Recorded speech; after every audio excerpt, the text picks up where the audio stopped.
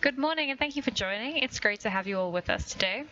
I'm sure we'll have a few more people joining us soon, but not to delay today's proceedings. We're going to start with a few housekeeping items before I hand over to our speaker this morning.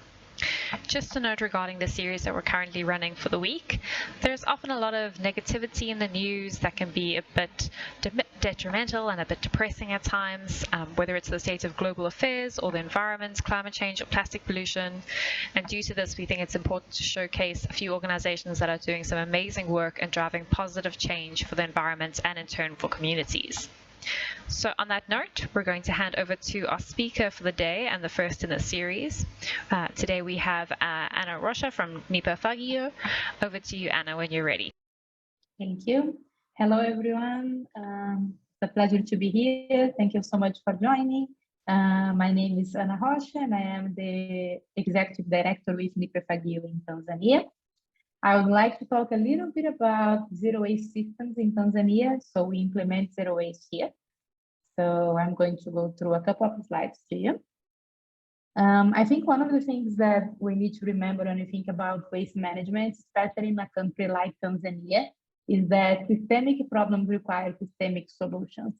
So frequently when we talk about waste management issues, we forget the fact that it cannot be solved through punctual, defined implementation. It needs to be a systemic solution because we have a whole systemic problem to solve that comes with the lack, basically a complete lack of waste management in the country and in many other regions in Africa as well. And so just to start a little bit about Nipe Fagio, we are a Tanzanian, a national organization in Tanzania. We work with several countries in the African continent and globally as well. We also have a regional approach as we see East Africa as the region that it should turn into the first single-use plastic-free zone in the globe. We basically raise awareness, work with a variety of stakeholders, and make sure that people can participate in waste management initiatives from their position of strength. So it's about figuring out, okay, who is better placed to be where, how they can contribute the most, and make sure that we create a framework for that to happen. We are part of several different networks, as you can see below, including the Tanzanian Recyclers Association. So again, we are present in several areas of Tanzania and also regionally, and then, as I said, globally as well. Our work is based on three pillars. Those three pillars are data, policy, and action. So we say knowledge, policy, and action. So we collect quite a bit of data. We have the largest database on waste in Tanzania, and we use this data to inform decision making. So we make it available to basically everyone, to the government, to NGOs, to academic groups, to whoever needs it to make good decisions. And then we have a very strong work in policy advocacy. We actually advocate at the national level, the regional level. As I said, we have been advocating now with the East African community in Arusha for the harmonization of the plastic policies in the East African region, and also at the global level. So I have been part of several discussions at the global level with UNEP and everything, including the Global Plastic Treaty. And then action is implementation, and that's what I'm actually going to focus on today. So for the people that are not very familiar with what the zero waste principles are, I would like to start giving a little bit of an overview. Basically, the zero waste system that we are implementing is a system that is based on people plus planet. So basically it aligns the social and environmental benefits of the outcome. So we cannot think about the environment, we cannot think about the planet without including social justice and people in it. We are proposing a decentralized model for waste collection. So basically less reliant on the government and on the services that the government is not able to provide properly, and more led, let's say, by groups that are in decentralized areas. And then it's also awareness building, because people get to understand through the system that not always is the same and not always should be treated the same way. And the system that we have, that we are implementing here, is also much cheaper than the traditional systems. It produces more and better jobs for more people. It improves the climate balance. It actually is good for climate resilience, and promotes a just recovery when you think about the transition of waste management systems. To give an overview about Dar es Salaam, so waste mismanagement in Dar es Salaam is a very significant problem. 67% of the people say that they basically dump waste because they don't have any other alternative. And if you go and analyze the rivers of Dar es Salaam, you'll find, we did a survey back in 2019 in only the main 8 rivers in town, and we found over 2,000 waste spots along those rivers, being almost 1,350 of them, almost 1,500 directly on the riverbeds. So that shows that we have, again, a systemic problem. People are not dumping in the river every once in a while. We even have waste collectors that are dumping in the river themselves. Less than 40% of the households are estimated to have any access to waste collection, and that obviously means that most of them are the people that do not have access to waste collection services are in low-income households. And then 70% of the population are in unplanned areas. So this is the result of that. So these are 4 pictures of rivers in Dar es Salaam, and you can see how bad the situation is. The one on the bottom is the Bisimbazi River. It's the main river in town. And this is how it looks like, basically. So how would you imagine or envision, for example, a big waste collection truck passing through a neighborhood that has been designed like that? It's just not possible, and that's exactly what people keep insisting on, and it's never going to work. So how does zero waste work? We are talking about a cooperative-led model that we have cooperatives formed by waste pickers, women, and other interested members of the community, most of them being youth that don't have access to employment. And so we form cooperatives, and they become waste collection cooperatives. So then the solid waste is produced at the household level. It's segregated inside the household in 4 groups of waste. And then the segregated waste is then collected by the cooperative. And that cooperative takes that segregated waste to a material recovery facility that has been built specifically for that community. So they use normally hand carts to do the collection, and then they take all the waste to the material recovery facility.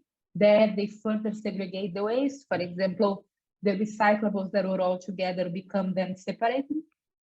And at the material recovery facility, we handle all the composting. So all the organic waste becomes composting, or becomes also, we use black soldier flies to produce maggots for animal feed. And then all the recyclable waste is stored to be sold to recycling companies. And all the residual waste, which is what you cannot do anything with, is also stored until we have enough volume to fill a truck that is then taking that waste to, in the case of Dar es Salaam, to the dump site. We don't actually have a landfill. So this is some of the community awareness raising related to the zero waste model.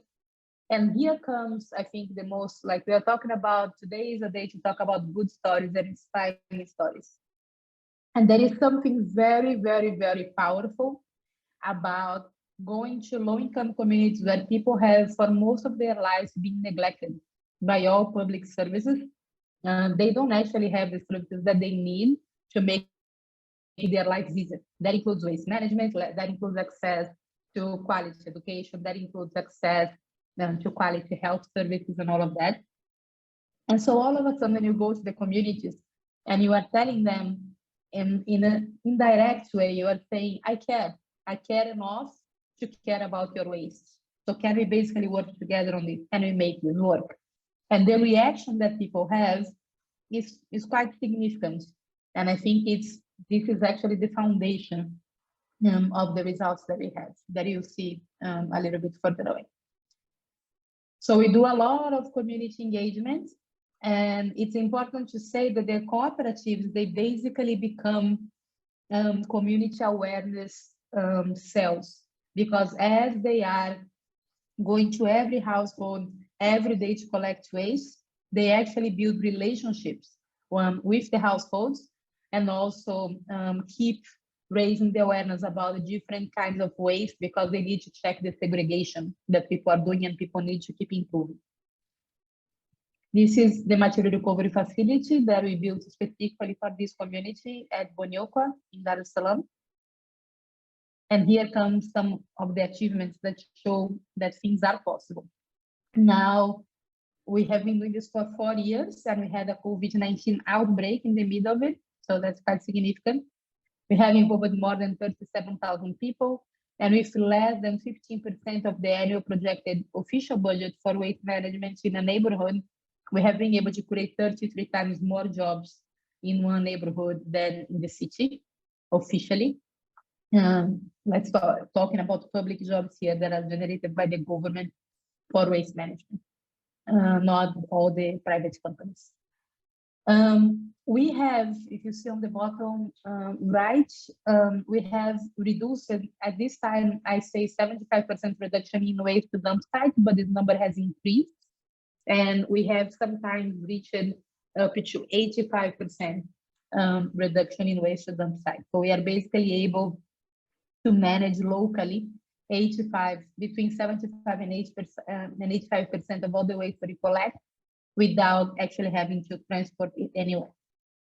And then we have a 93% compliance with the segregation at source. And that for me is what comes to what I was talking about before, the engagement with the community and the fact that the community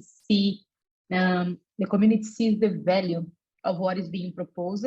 They see the proposition of value for their lives, and therefore they engage. The relationships that are built between the waste collectors and the community also support the work that's being done. We have engaged with several communities. We have now, actually, we are operationalizing the second community right now, so it's going to be 2. And we have a lot of communities surveyed that are waiting for implementation. And these are some pictures to show some of the happiness and the joy. Like, people are actually working well. The cooperatives are working very well. People are happy with the work that they are doing. They don't see this as just managing waste. They see this as managing livelihoods.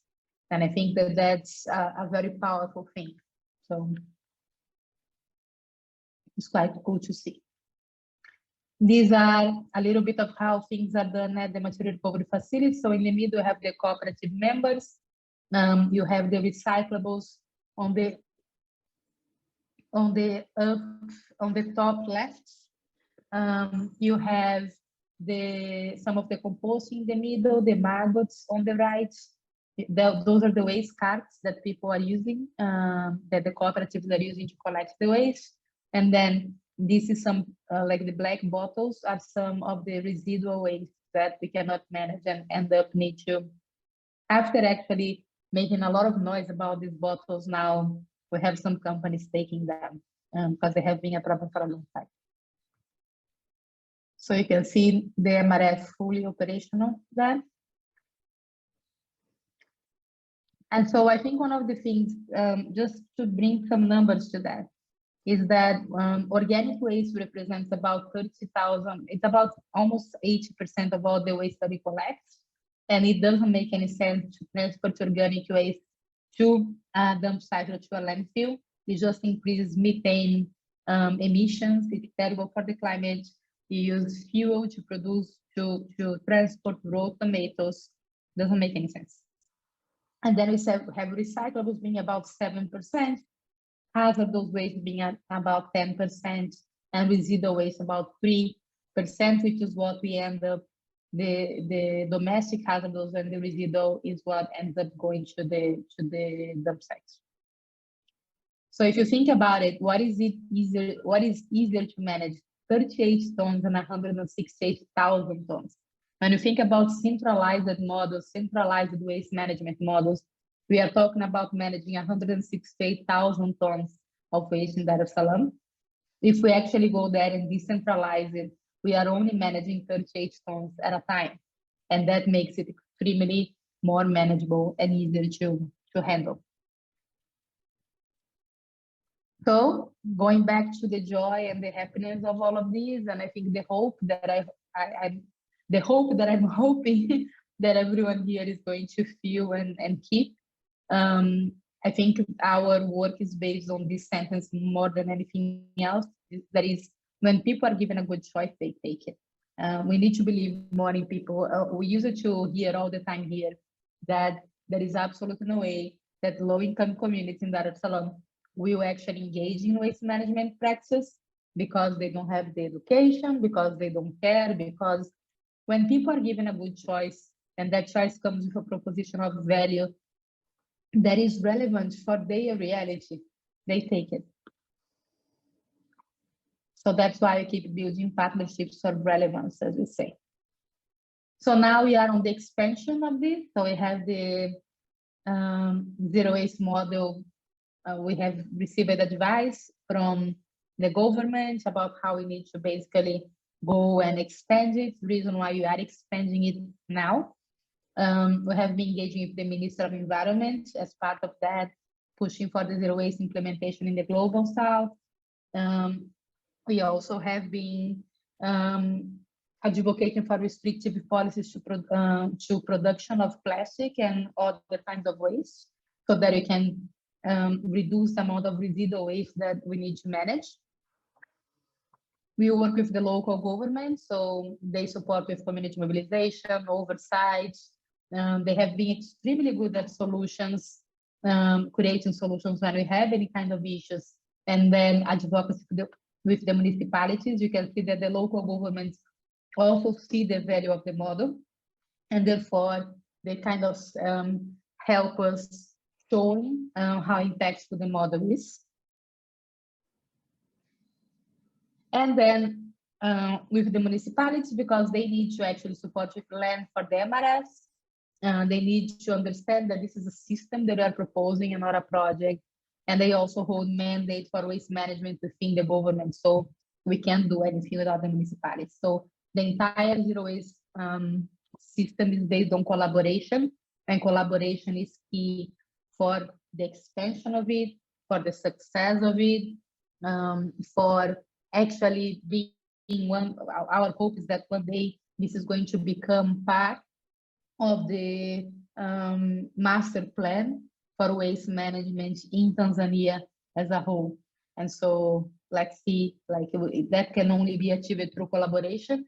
And when you think about collaboration, here I highlighted government, but there is also a lot of collaboration, as you said in the beginning, with the community, with the waste cooperatives, with other environmental stakeholders. We actually need more organizations implementing zero waste, I would say, because the more organizations that are implementing models, the more places we have working around, from learning from one another, growing together, expanding, and all of that. So then it increases the reach. So I would say that we have a lot of work to be done through exactly that, like building collaboration, building partnerships, and build propositions of value that place people at their positions of strength, so they can contribute from the places that they can contribute the best. We also have been working with private sector, which are the commercial waste collectors, and we have been trying to create win-win partnerships, because a barrier that we have is that sometimes you have waste collection companies that have mandate to service a neighborhood, and then they think that the waste cooperative is going to basically go there and remove the work from them, remove the money from them, remove the profit from them. So we are actually now working on developing a business model with a couple private sector companies that are commercial waste collectors to show that actually we can work together and the waste cooperatives can actually reach the areas that they cannot reach, and they can take care of what they are best placed to take care of, which is actually taking the waste from the local material recovery facility to the landfill or to the dump site, instead of trying to service the households as they have been trying to do. That has never been a very effective thing to do. So this is also a big part of it right now that we are focusing on. It's important to talk a little bit about the informal sector, because I think waste management ends up relying a lot on the informal sector. And so we have, for example, waste pickers are known to collect about 59% of all the plastic that is recycled globally. So without waste pickers, we wouldn't actually have recycled anything, and we already recycle so little. And then waste cooperatives are kind of an interesting way, because when we formed the first waste cooperative that is formally registered in the country, we were able to register it as a waste cooperative that was known before. And that waste cooperative is, we have like former waste pickers, we have women, we have youth, we have members of the community over there. And it's an interesting way because it becomes a transition. You are not a company, because they are not a company, but they are still registered and they still receive some recognition, which allows them, and that is in the case of Tanzania, and there are many countries that go west. Tanzania, for Brazil, for example, being one of them. But there are other countries in which waste cooperatives did not work well. From what I know, one of them actually being South Africa. I don't have the details, but I know that there is an issue with the way that the formalization of waste cooperatives happen in South Africa. But the waste cooperative can be a bridge between the informal sector and the formal sector, and then basically allow players that are not going to be a private sector company, a business per se, but they still have the recognition that they need to be able to do their job well, to have a bank account, to operate, to do all of that. So that's what we have used here. Our first waste cooperative registered in the country is now fully operational, including financially. We are talking about a country in which less than 50% of the people have bank accounts. And so it's quite significant to have a group formed by people from vulnerable populations being able to actually have that in place. So that's a way of saying. And then some of the things that we have been requiring and demanding is that segregation at source needs to be mandatory in Tanzanian cities, which is already part of the law, actually.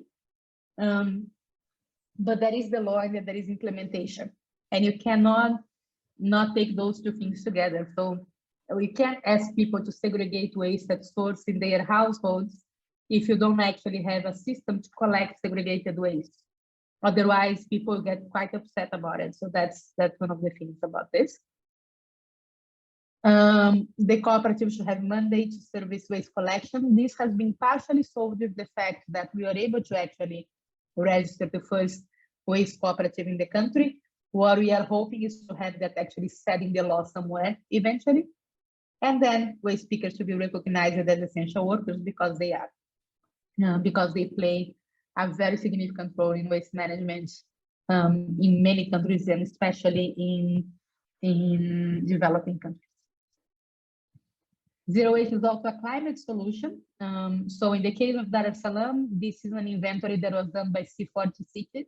And what they found out, as you can see on the left, on the graph on the left, is that 40% of all the greenhouse gas emissions in Dar es Salaam come from the waste sector.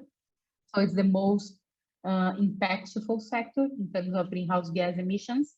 And from those, you can see now on the right side of the screen, 46% are from solid waste. So that is a great opportunity to align zero waste with climate solutions, and it's extremely important, obviously, to do that. And then again, we avoid landfill methane because you handle the organic waste properly. We reduce the greenhouse gas emissions from recycling and waste avoidance. You return to the soil what belongs to the soil. So that's obviously great. And also you don't focus on waste to energy, which is a bad solution for climate mitigation. Zero waste is also an employment solution. We have a couple reports that show that zero waste models and all the recycle, repair, remanufacture, compost, basically everything that is in blue in this graph generates way more jobs than landfill or incineration that generate almost no jobs. And if you see here, these are the projected jobs gained and lost under zero waste management. And you have a couple cities here. You see that Dar es Salaam is here, so you can see like the red bar being the net jobs gained. And you also have Durban in South Africa here, that you can also see the red bar with the projected net jobs gained. So there is a huge opportunity to address unemployment through proposing better waste management systems that are more inclusive, that actually allow people to, again, contribute to their communities and to their society in a meaningful way. So with that, I would like to say that you need to think about zero waste, at least in Dar es Salaam. That's how we see it, as an opportunity to address historical social inequalities. We are talking about vulnerable populations, people of low income backgrounds, that lack a lot of services that are essential to their lives, and they have lacked this for so long. And so when you actually go implement zero waste, you are able to make that change that structure and make a contribution to their health, to their economic impact, to their contribution to their communities and everything. So zero waste in Dar es Salaam provides an opportunity to address historical social inequalities visible in the fact that most low-income communities in the city lack waste management services and struggle with the health and economic impacts of waste pollution. Through a zero waste approach, vulnerable groups like women, youth, informal waste collectors, and indigenous populations are included in waste management solutions, creating positive systemic change in the waste sector that builds the foundation for a socially just and climate resilient city. This is kind of how we see the beauty, I would say, of the model beyond just the numbers for waste recovery and everything. Thank you so much, Ana. It's really wonderful to hear about the work that's being done and the inspiring initiatives that you've driven when conventional methods aren't always an option. I see we do have a few questions that have come through in the Q&A box in the meantime. For the rest of our attendees, you're welcome to direct your questions either to the Q&A box or to the chat. But for now, Ana, the first question is, thank you for an interesting presentation, Ana. Considering how much waste in Africa is organic, composting would reduce waste generation and can support vegetable gardens, yet we continue to throw it away. Are local communities open to composting, and what are the barriers preventing people from composting? I think we still don't have many people understanding that kitchen waste can actually become composting, and how they should do to basically make that happen. What we are doing is that when you have the decentralized material recovery facilities in their communities, that becomes kind of a learning center. It's a very beautiful place. People go there, they visit, they see how the composting is being done. In the case of Bonyokwa, specifically in Dar es Salaam, we actually have a garden right next to the material recovery facility where we use the composting, the compost that we produce to produce vegetables. So people also see that. And hopefully people can manage a lot of the organic waste even at their household level without necessarily even requiring the collection eventually. Obviously, depending on soil availability and things like that. But even at the community level, at the neighborhood level, it's quite manageable actually. And it's basically returning to the soil what came from the soil.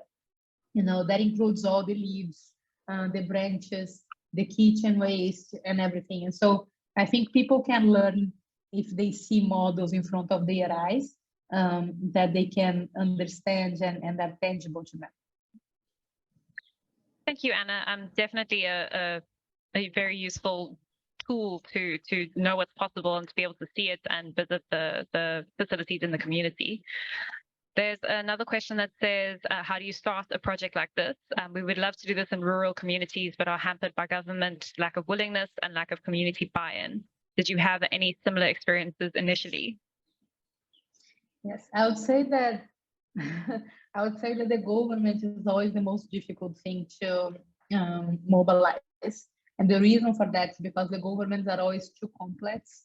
And in the case of Tanzania, at least, we need to actually get buy-in from several different departments. That said, once the government actually started, we were able to go there and explain how this was going to work, get the partnership to get it done in one place, because that's all that you need. You need one place to start.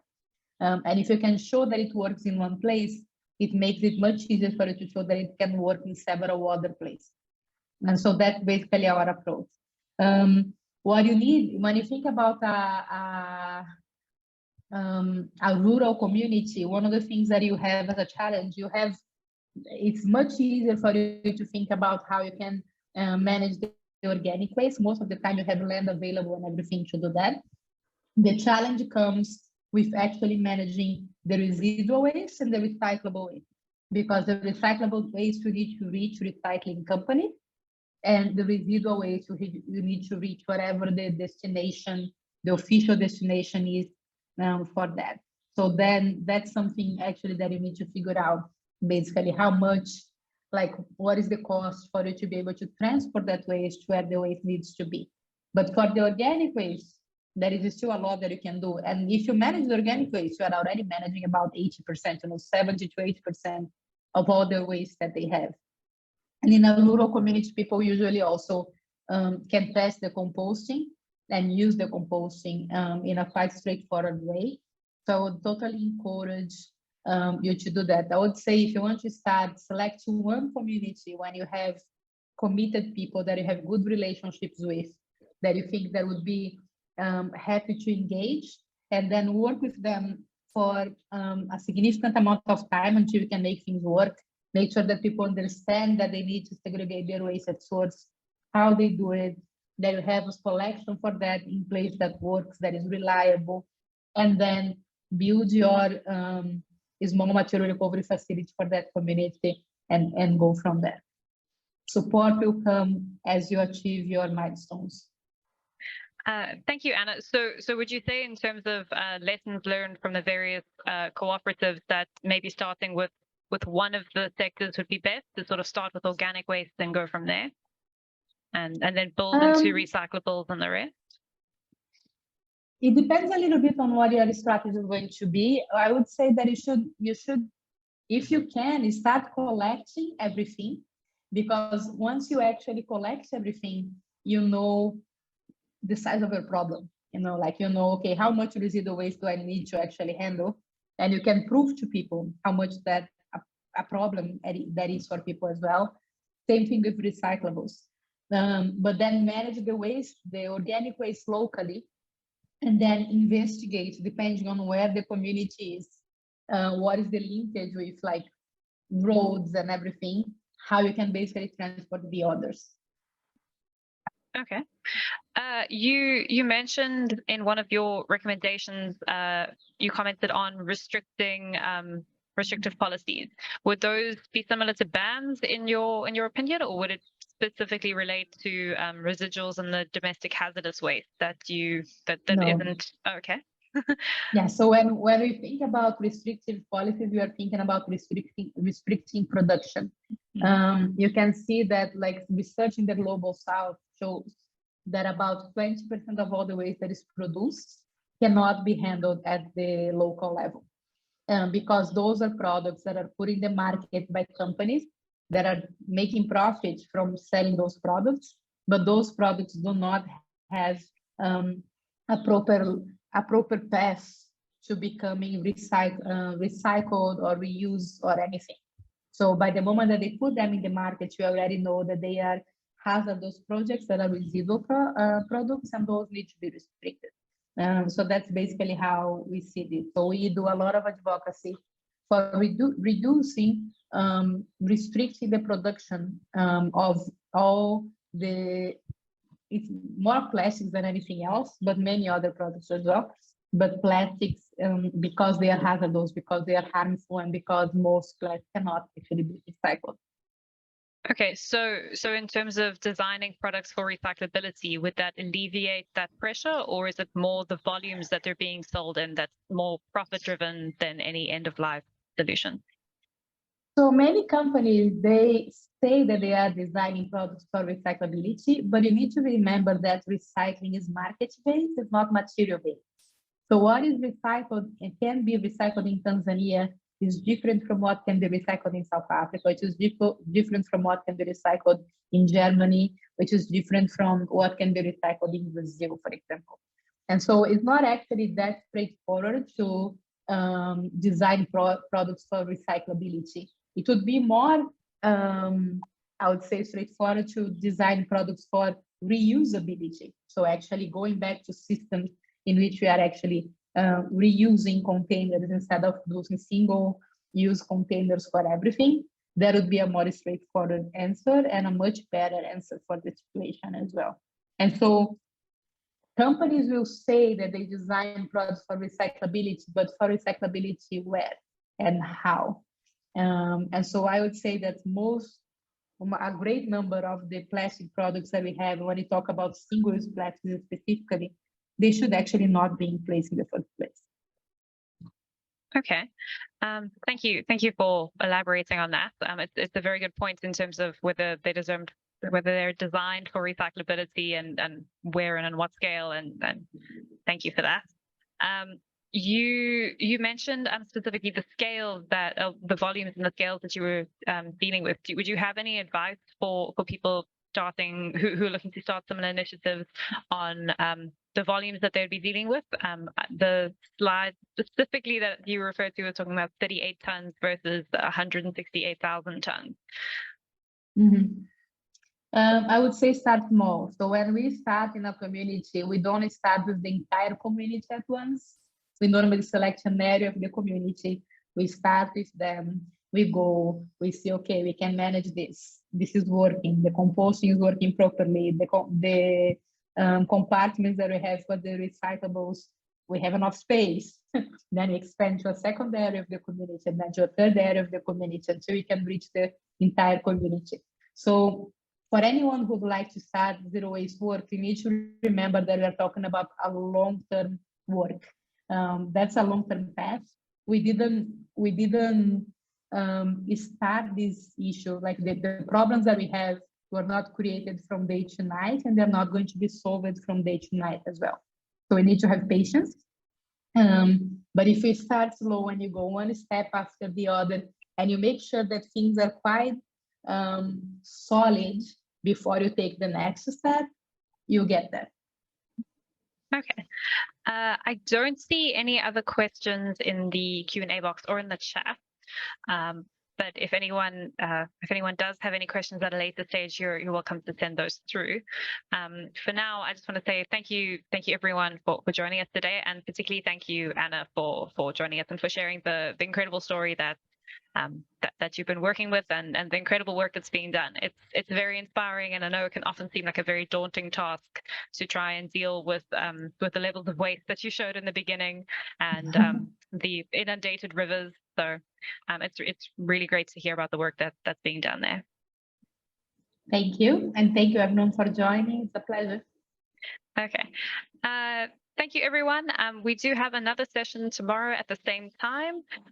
You can find links to that session on the SST event page, and we hope to see you all there.